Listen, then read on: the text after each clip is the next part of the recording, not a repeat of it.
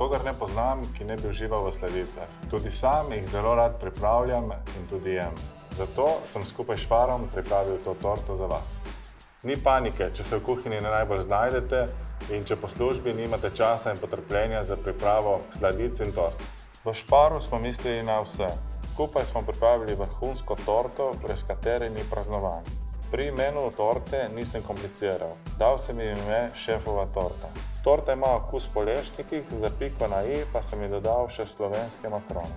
In nastala je izjemna kombinacija lešnika in kapučina. Zase bi rekel, da sem kar velik perfekcionist, zato mi ni dovolj, da je torta samo dobra. Jemo tudi z očmi, zato mi je pomembno, da je torta tudi lepa na pogled.